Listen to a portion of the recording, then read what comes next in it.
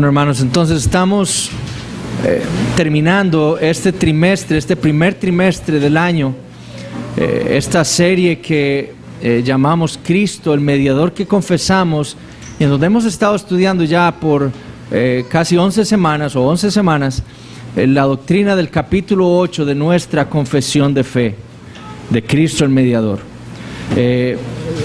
Como vimos, solo hemos terminado apenas de estudiar la doctrina que establece el capítulo y la doctrina de la persona de Cristo. El otro año estudiaremos la doctrina de la obra de Cristo, si Dios así lo permite y si Cristo no ha vuelto.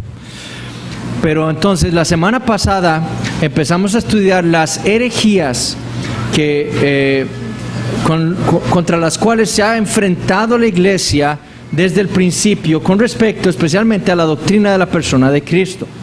Y la semana pasada vimos las herejías judaicas o de los judíos con respecto a la persona, y vimos que ellos negaban la deidad del Señor Jesucristo, a pesar de que el Antiguo Testamento que ellos afirmaban era la palabra de Dios, así claramente lo expresaba. Vimos también la doctrina del gnosticismo, esa gran herejía contra la cual luchó la iglesia. Y lo que debemos ver es que tanto el judaísmo como el gnosticismo, con sus herejías, con sus doctrinas acerca de la persona de Cristo, nos dejan a los hombres sin un mediador perfecto para interceder por nosotros delante de Dios. Por eso son herejías. Ahora, otra de las herejías cristológicas que conocemos en la historia es el llamado monarquianismo. Según esta enseñanza, el deseo era preservar el monoteísmo, es decir, que había que solamente esa verdad bíblica de que solo existe un Dios. Eso es lo que ellos querían, preservar el monoteísmo, preservar la unidad divina, la monarquía, como llamaban ellos. Monos, uno. Arjos o arcos en griego es el gobernante, el que reina, ¿okay? La fuente. Pero ellos mantuvieron el monoteísmo de tal manera que negaron la igualdad del Hijo con el Padre. Por lo tanto, sí negaron la deidad del Hijo. Ahora, en realidad existieron dos tipos de monarquianismo: el monarquianismo dinámico y el monarquianismo modalista. Y ya vamos a explicar esto. Pablo de Samosata fue uno de los más famosos monarquianos. Él promovió el tipo de monarquianismo dinámico. Y la manera para él de mantener el monoteísmo era confesar o creer en el adopcionismo de Jesús. Entonces, eso ya lo hemos visto la semana pasada. Lo que Pablo de Samosata argumentaba, o lo que el monarquianismo dinámico argumentaba, era que Dios el Padre había adoptado a Jesús como su hijo en su bautismo. Entonces, Jesús era el Hijo de Dios, no porque fuera Dios mismo, sino porque Dios lo había adoptado como tal. ¿Okay? Entonces, negaba la deidad del Hijo. La variedad más común es el monarquianismo llamado modalista, o el sabelianismo, por un hombre llamado Sabelio, del primer siglo. Y muchos teólogos e historiadores creen que realmente fue Praxeas, un hombre Praxeas, llamado Praxeas, quien fue el que empezó esta doctrina del monarquianismo modalista o el sabelianismo en el segundo siglo después de Cristo. Lo que Sabelio deseaba, de nuevo, era mantener la unidad, el monoteísmo. ¿Okay? Ahora, ¿cómo lo hizo Sabelio? Bueno, argumentando que Dios el Padre, Dios el Hijo y Dios el Espíritu Santo eran la misma persona. Que Dios el Padre era un modo de manifestarse del Dios único. Que Dios el Hijo era otro modo en que el Dios único se manifestaba a los hombres. Y que el Espíritu Santo era otro modo en la que ese Dios único se manifestaba, pero eran la misma persona. Entonces, el sabelianismo, el monarquianismo modalista, lo que hacía era negar la distinción de las personas de la deidad. Por eso se llamó modalismo, porque el Padre, el Hijo y el Espíritu Santo eran nada más modos en los cuales Dios se manifestaba a los hombres. En el Antiguo Testamento lo hizo como el Padre, En el Nuevo Testamento como el Hijo y después como el Espíritu Santo. Para ellos no habían distinciones personales en la deidad, ¿ok? Entonces, obviamente estaban negando la Trinidad.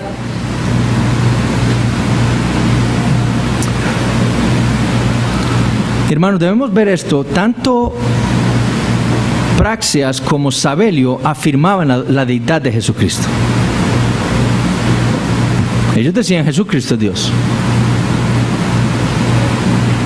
pero eran herejes, porque para ellos ese Hijo era el mismo Padre y el mismo Espíritu Santo. Entonces, por eso debemos tener mucho cuidado con nuestro lenguaje.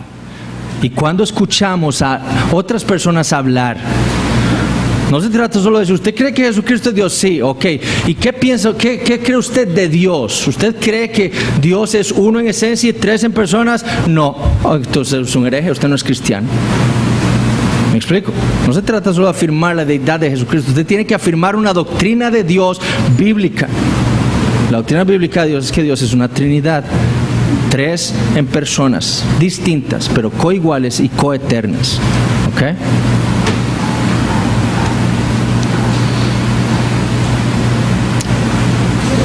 Por eso es tan importante una confesión de fe. Porque alguien puede venir aquí, ¿ustedes qué creen de Dios?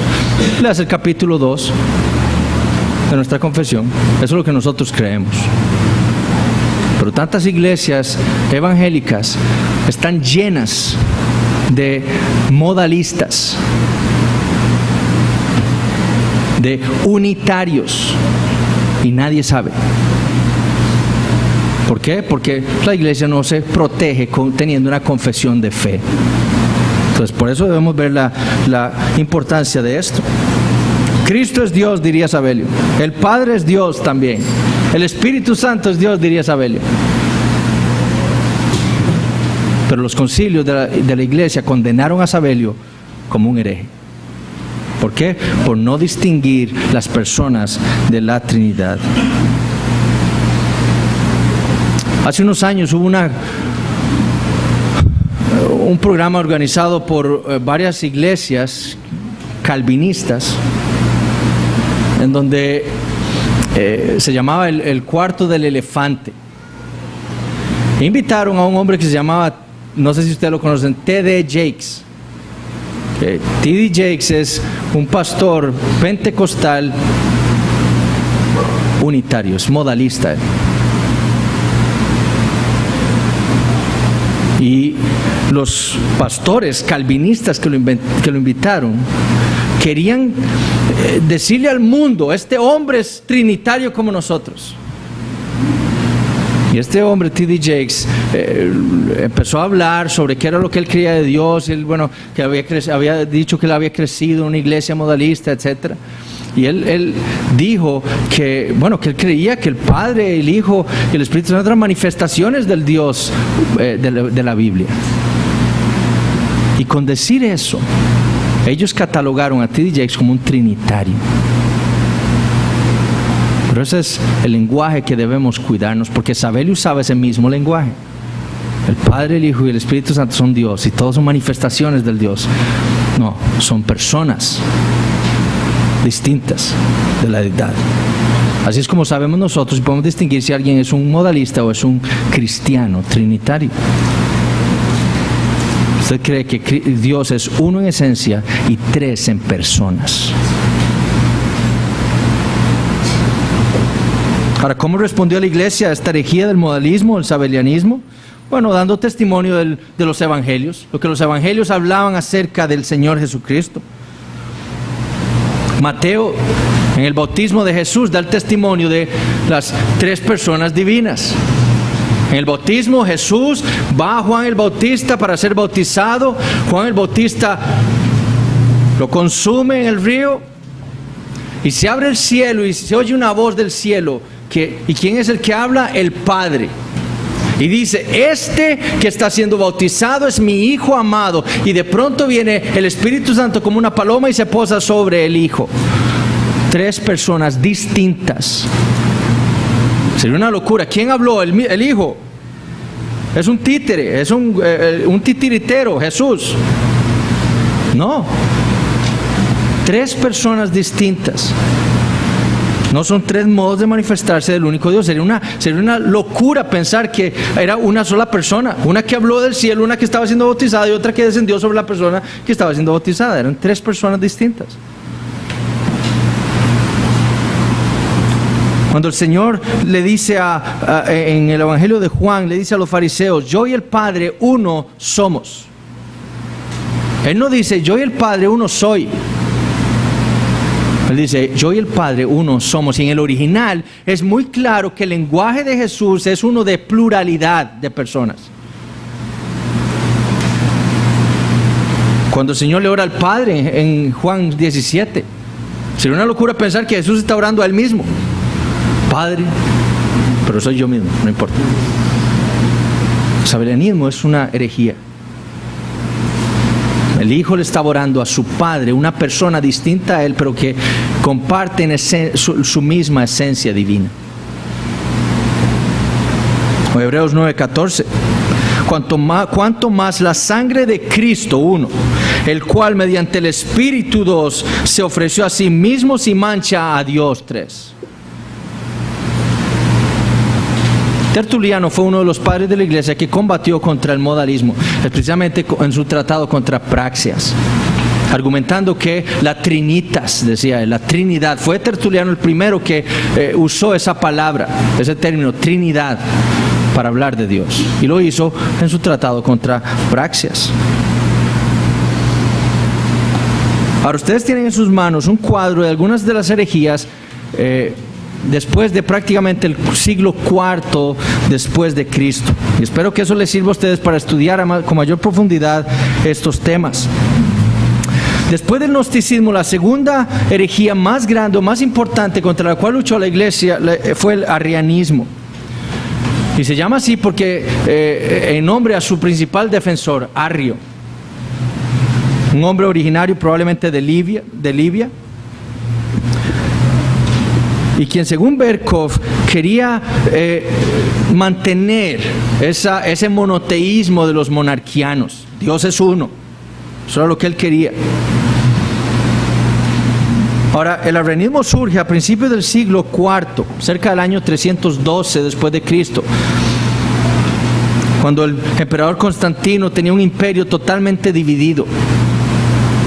Arrio había estudiado bajo un hombre llamado Luciano, quien quizás se cree fue quien empezó a enseñarle estas cosas a Arrio.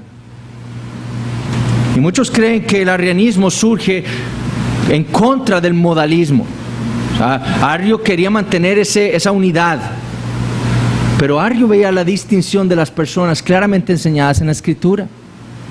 Él veía que el Padre, Jesús y el Espíritu Santo eran personas distintas. Entonces, él quería mantener el monoteísmo, pero ir en contra del modalismo, que él veía era una enseñanza contraria a las Escrituras. Arrio quería buscar o enfatizar no la unidad en la distinción de personas, sino la unidad en la idea de que solamente el Padre es Dios. Y diferenciarlo del Hijo. El Hijo era simplemente, decía Arrio, una criatura. De hecho, era la primera criatura de Dios. Dios después, por medio del Hijo, creó todo el universo, pero la primera criatura que creó Dios fue al Hijo. Y él decía esto: así como un padre precede a su hijo, y el Hijo procede de Él, asimismo Dios precede al Hijo y fue quien lo creó.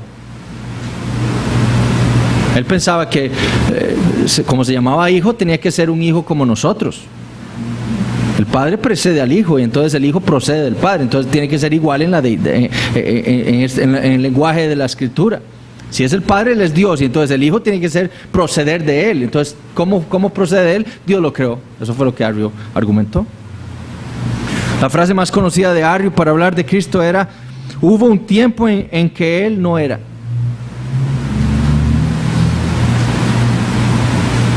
Entonces, para Arrio, Cristo no era Dios. Inicialmente Arrio fue confrontado por Alejandro, que fue el presbítero de Alejandría. Él lo excomunicó en el año 321 después de Cristo, acusándolo de estar contra la doctrina ortodoxa de la iglesia.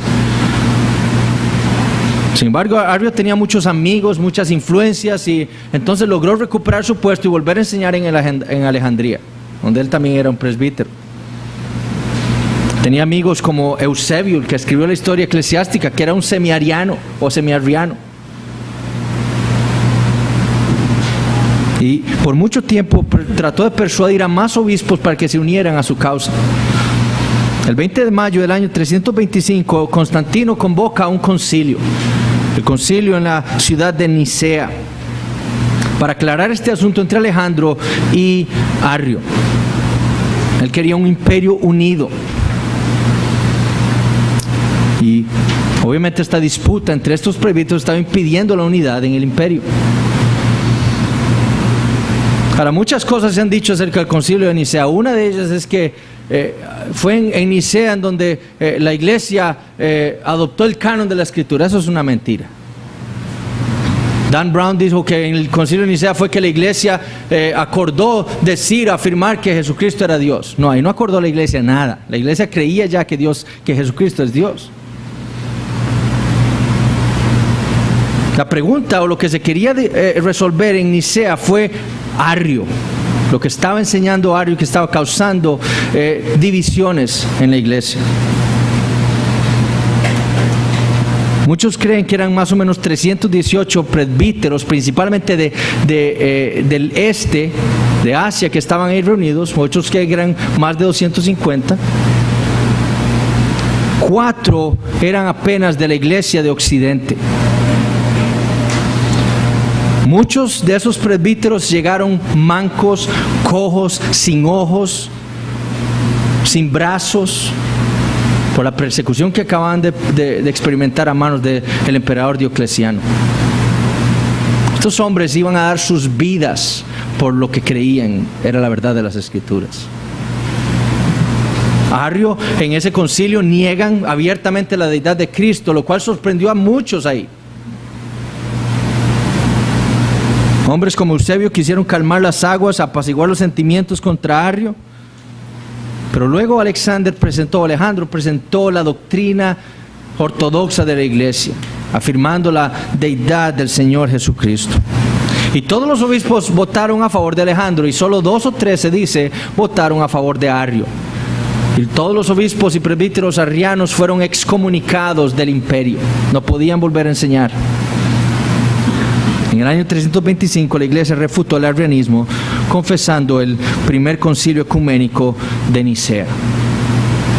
Obviamente hubieron muchísimas disputas de aquí para allá.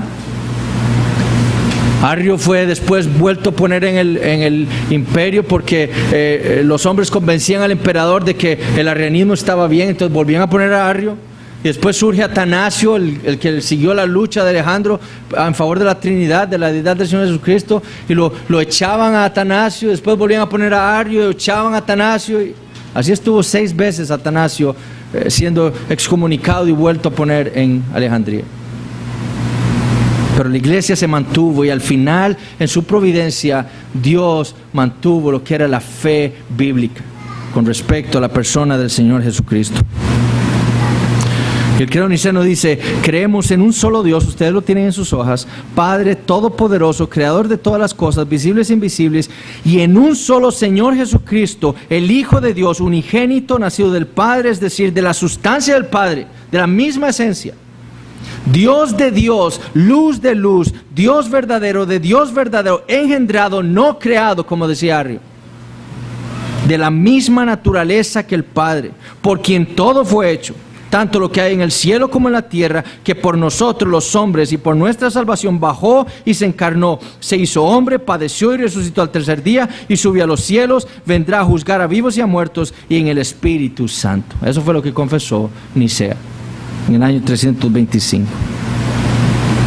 Y dice, vea lo que dice Nicea: y a los que dicen, hubo un tiempo en que no existió y antes de ser engendrado no existió y fue hecho de la nada o de otra hipostasis o de otra naturaleza, pretendiendo que el Hijo de Dios es creado y sujeto de cambio y alteración, a estos los anatemiza la Iglesia Católica. Malditos los que confiesan que el Hijo de Dios fue creado o que no existió desde el principio. Malditos. Obviamente la Biblia, la Iglesia fue a la Biblia para argumentar todo esto, para argumentar la deidad del Señor Jesucristo.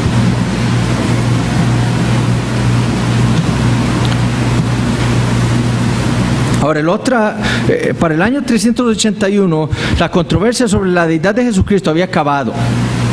Es decir, ya la iglesia había confesado la deidad de Cristo. Él es Dios. Sin embargo, empezaron a surgir nuevas preguntas con respecto a la persona de Cristo. Ok, sí, Cristo es Dios, Él es Emmanuel, Dios con nosotros, pero ¿cómo es que esto puede ser? ¿Cómo es que Él puede ser Dios con nosotros? Y entonces, intentando contestar esas preguntas, surgen nuevas herejías que combatir. Y una de esas herejías fue lo que se conoce como el apolinarianismo, debido a un hombre llamado Apolinario, quien fuera proveniente de la Odisea y fue su principal maestro. Él fue obispo de Alejandría en el año 361 después de Cristo. Y como la gran mayoría de los herejes, él empezó con una verdad, la deidad de Cristo. Cristo es Dios. De hecho, este hombre estuvo del lado ortodoxo de la controversia arriana. Él decía que Cristo era Dios. El problema de Apolinario fue explicar la encarnación. Específicamente esta pregunta: ¿cómo fue que Dios se encarnó? Y lo hizo negando la perfecta y completa humanidad de Jesús o de Cristo. ¿Cómo lo hizo? Bueno, Apolinario inicialmente era un tricotomista, es decir, él creía que el hombre estaba compuesto de un cuerpo, de un alma, de un espíritu.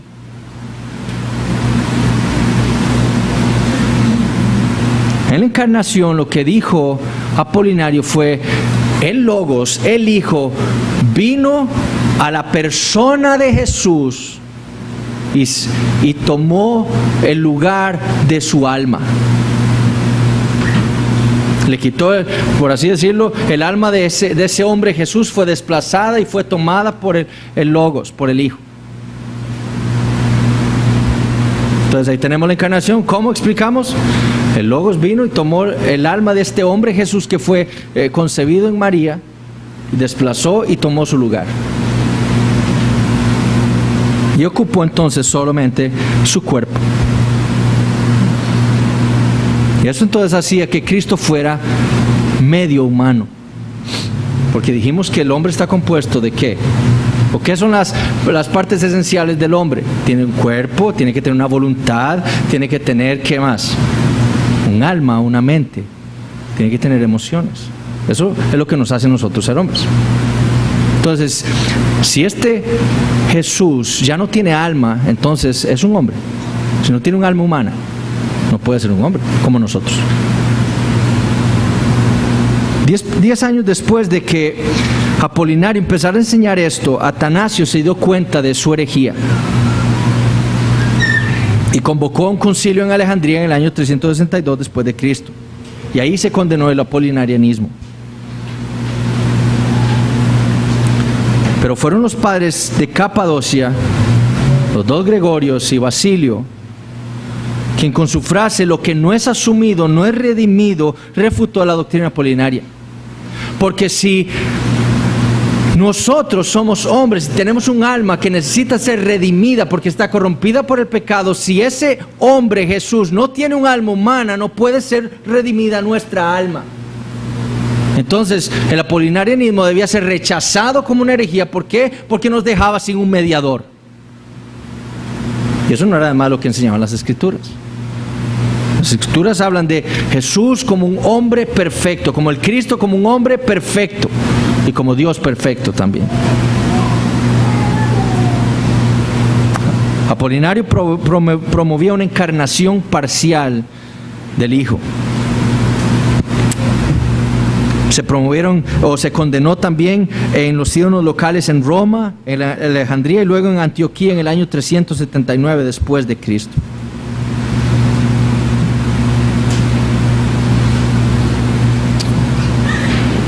Ahora, fue en el año 381 donde se condenó esta herejía, el credo de Constantinopla, o se llama también el credo niceno-constantinopolitano.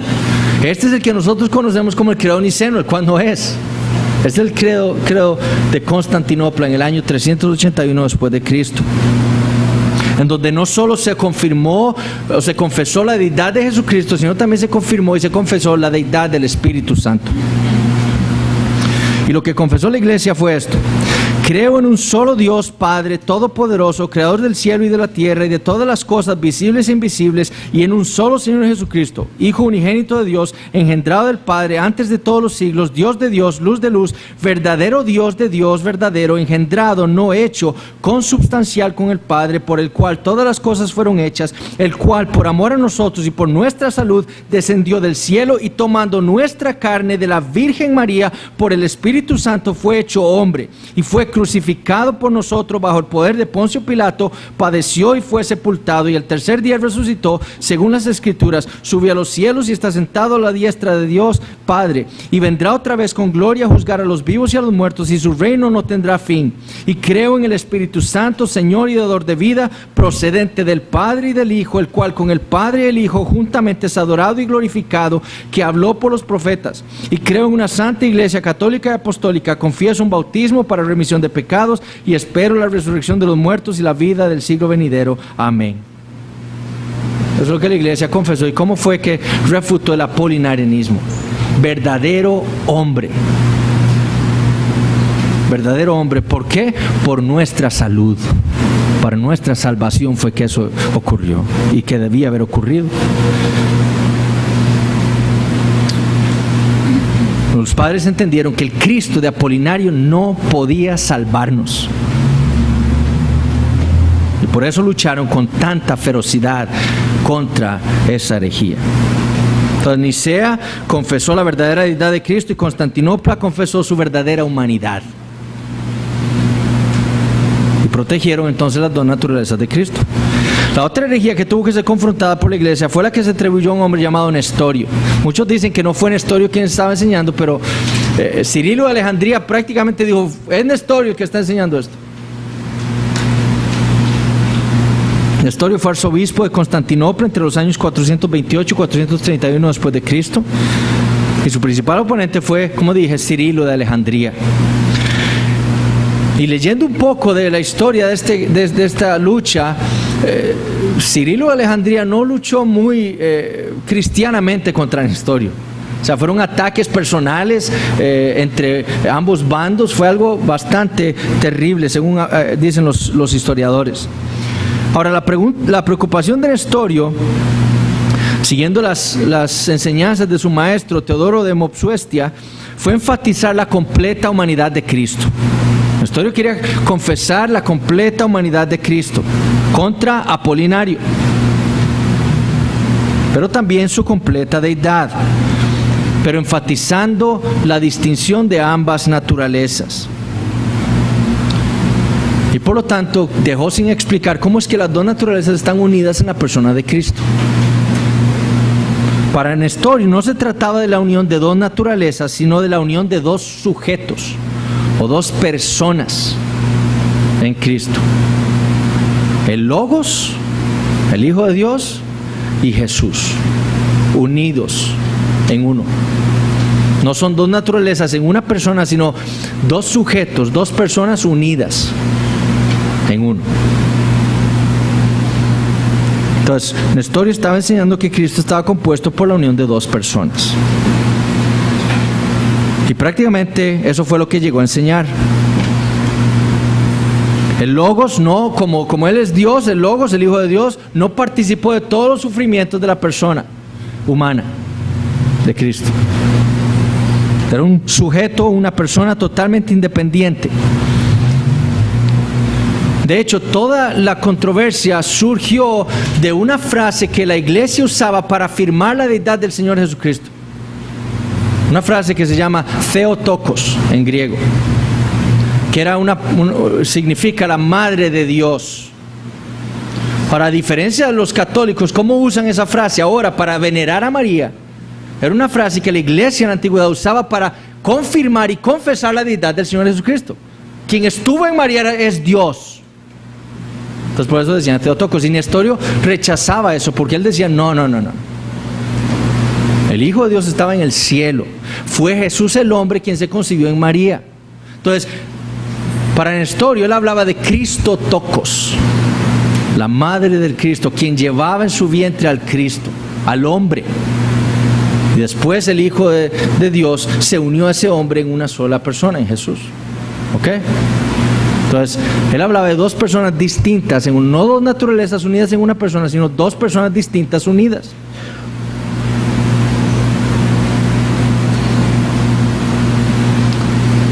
Cirilo defendió apasionadamente el término Theotokos.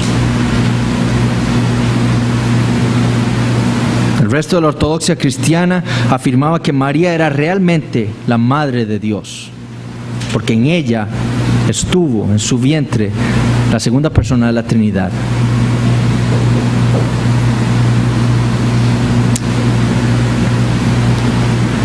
Y las enseñanzas de Nestorio entonces fueron condenadas en el concilio de Éfeso en el año 431 después de Cristo, un concilio convocado por el emperador Teodosio II.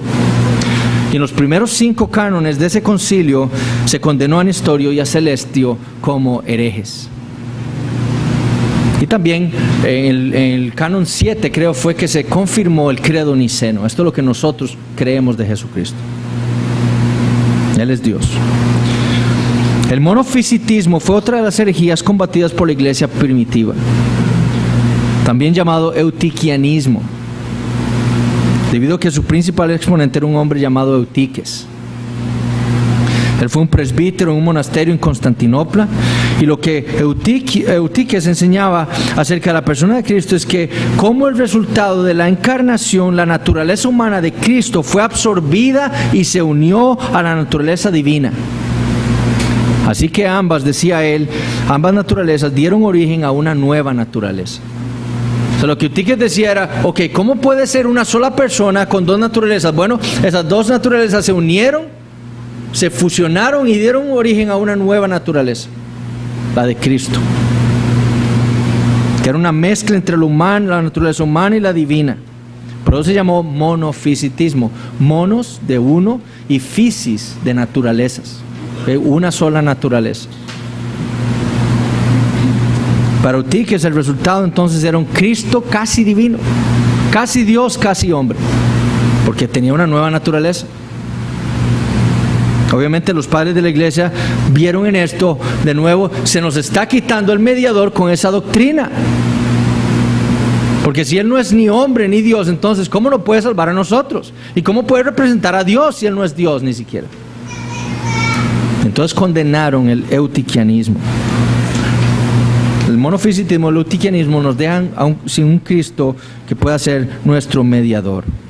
Entonces, ¿cómo refutó la iglesia tanto el nestorianismo como el eutiquianismo? Concilio de Constantinopla, el credo de Constantinopla. Pero finalmente, en el año 521, la iglesia se reunió y en Calcedonia 520 obispos condenaron ambas herejías con el credo de Calcedonia, confesando la deidad y la humanidad de Cristo en esa fórmula clásica de dos naturalezas en una sola persona. Y hace una semana leímos nosotros el credo de Calcedonia que dice: nosotros entonces, siguiendo los santos padres, todos de común consentimiento, enseñamos a los hombres a confesar a uno y el mismo Hijo, nuestro Señor Jesucristo, el mismo perfecto en deidad y también perfecto en humanidad, verdadero Dios y verdadero hombre, de cuerpo y alma racional, consustancial con el Padre de acuerdo a la deidad y consustancial con nosotros de acuerdo a la humanidad, en todas las cosas como nosotros, sin pecado, engendrado del Padre antes de todas las edades, de acuerdo a la deidad, y en estos postreros días para nosotros y por nuestra salvación, nacido de la Virgen María, de acuerdo a la humanidad, uno y el mismo, Cristo, Hijo, Señor unigénito, para ser reconocido en dos naturalezas inconfundibles, incambiables, indivisibles, inseparables, por ningún medio de distinción de naturalezas desaparece por la unión, más bien es preservada la propiedad de cada naturaleza y concurrentes en una persona y una sustancia, no partida ni dividida en dos personas, sino uno y el mismo Hijo y unigénito, Dios, la palabra, el Señor Jesucristo. Como los profetas desde el principio lo han declarado con respecto a Él, y como el Señor Jesucristo mismo nos lo ha enseñado, y el credo de los santos padres que nos ha sido dado. Amén. Ese es Cristo, el Cristo de la Biblia. Ahora, a pesar de que la iglesia había logrado refutar bíblicamente la controversia polinaria y monofisita, aún quedaban algunas preguntas sin responder. La persona ya es Dios y hombre. ¿Cómo son sus naturalezas?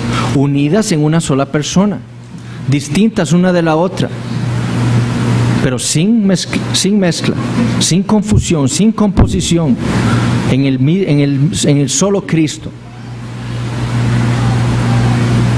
Pero la otra pregunta que quedaba sin responder era con respecto a la voluntad de Cristo. ¿Cuántas voluntades hay en Cristo? Y la pregunta era esta: ¿la voluntad pertenece a la persona o a la naturaleza?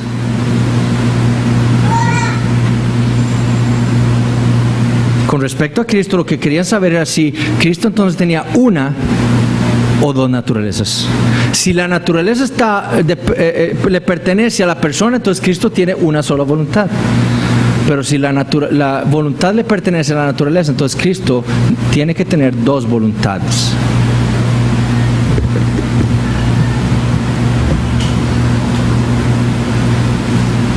Ahora, la pregunta para los padres ortodoxos era esta: si la voluntad pertenece a la persona, estamos condenados al infierno.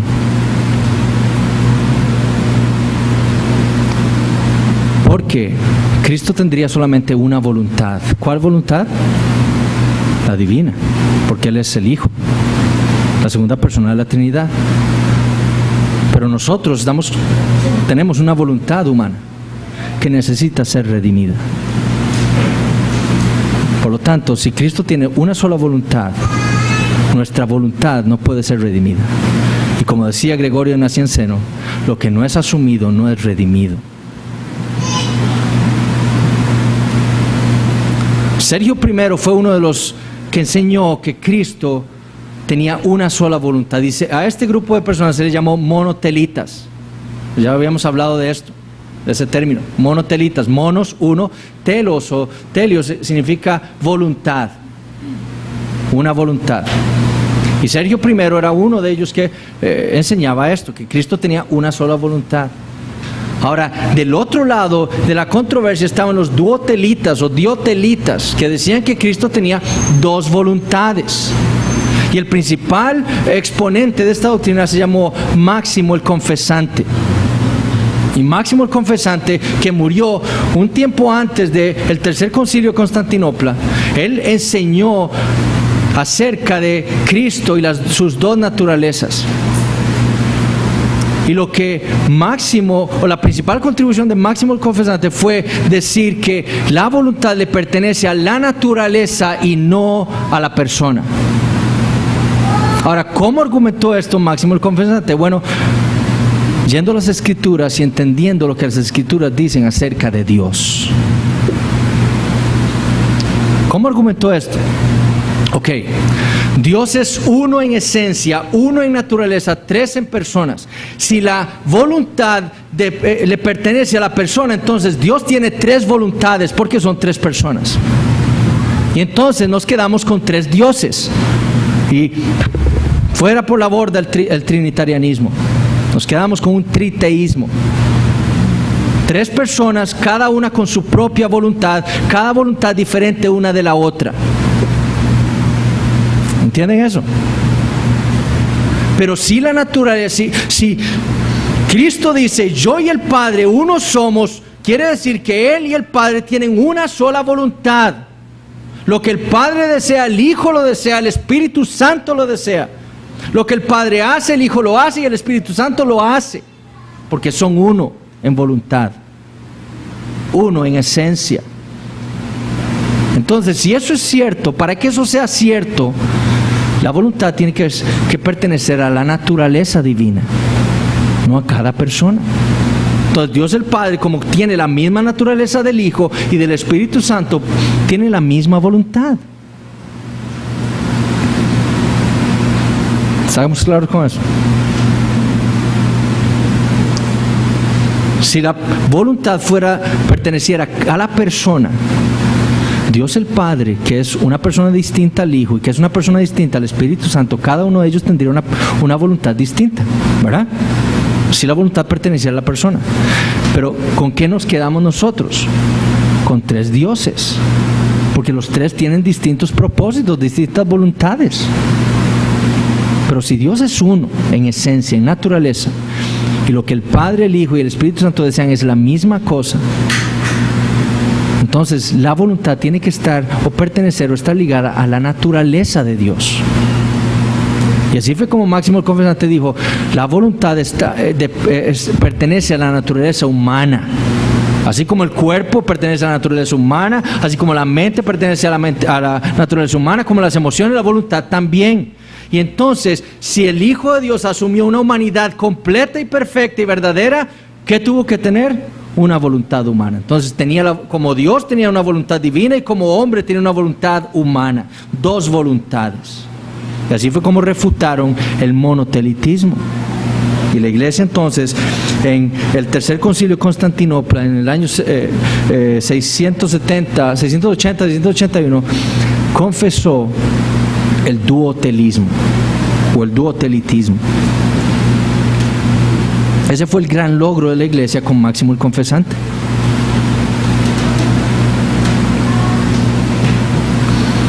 Y ese es el gran peligro de, como hablamos al principio de año, con esta doctrina de la sumisión eterna del Hijo.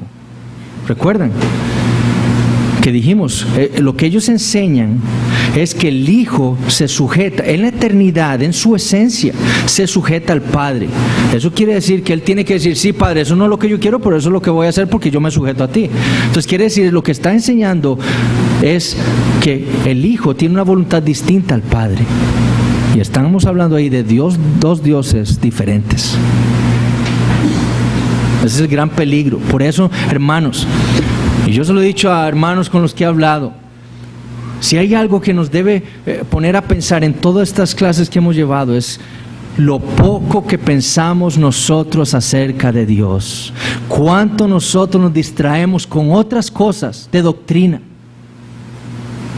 y no pensamos en Dios. Ese es el propósito de todo esto. Dios nos salvó ¿para qué?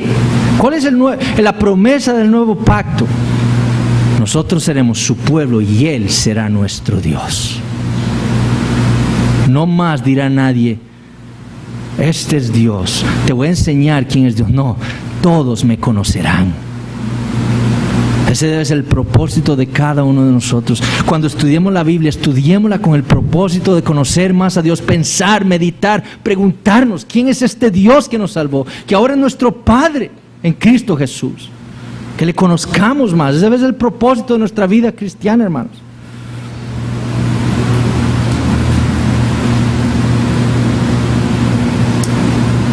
Entonces, ¿quién decís vosotros que soy yo? Jesucristo es Dios verdadero, hombre verdadero. 2 naturalezas unidas, distintas, inseparablemente unidas, pero sin confusión, sin composición, y las 2 en un solo Cristo, el mediador entre Dios y los hombres. Ese es nuestro Señor Jesucristo. Esta clase nos debe llevar a nosotros a amar más a nuestro mediador, a glorificarlo más, a adorarlo más, a amarlo más, a cantarle con más pasión, hermanos. Y si hay algo que debemos tener es esto: ninguno de nosotros es salvo porque tengamos una doctrina perfecta de Cristo. Debemos confesar esto y debemos ver que Él es perfecto Dios y perfecto hombre. Pero muchas de estas cosas no las entendemos todos. Pero no por eso no somos cristianos. No por eso no vamos a ser salvos. No, esto debe producir en el cristiano un mayor deseo de conocer más al Señor Jesucristo, de amarlo más. Ese debe ser el propósito de cada uno de nosotros y el propósito de este estudio también. Oremos entonces para que el Señor nos revele cada día mejor su persona y el otro año entonces podamos estudiar la doctrina de su obra. Muchas gracias, hermanos.